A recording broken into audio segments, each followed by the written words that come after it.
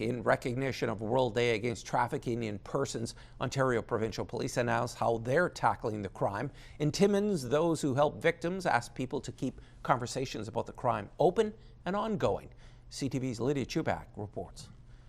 July 30th is World Day Against Trafficking in Persons, and this year's theme is Human Trafficking is Organized Crime and the Exploitation. Officials with the Timmins and Area Women in Crisis Center agree and say human trafficking is connected tightly to the drug trade. It'll often look like, women being drugged and held into spaces and told that they're owing money, and always having to pay off a debt that they never know the amount for.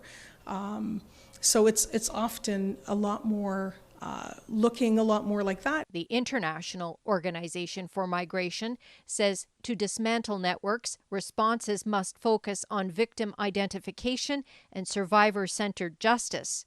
Local officials add it's difficult to convict human traffickers. Because they're not putting themselves out there as often.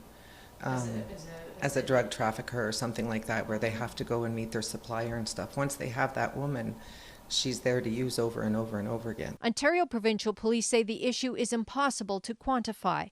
It says human trafficking exists everywhere and no community is safe. Over the past year and a half, the OPP's Human Trafficking Intelligence-Led Forces strategy has coordinated operations in communities throughout the province, including Northern Ontario, targeting consumers. As a result, 80 individuals have been arrested and charged with a combined 165 criminal code offenses. The results of our consumer demand initiative for the last 18 months show that consumers are actively attempting to obtain services from young persons.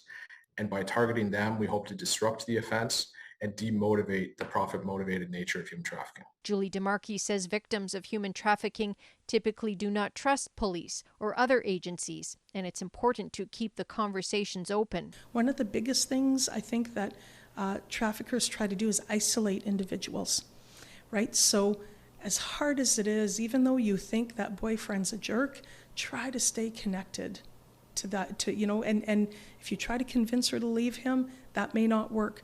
Try to keep that connection. Timmins and Area Women in Crisis says it plans to host a training session on September 11th for service providers, and a human trafficking survivor from the Timiskaming Shores area will be the guest speaker. Lydia Chubak, CTV News, Timmins.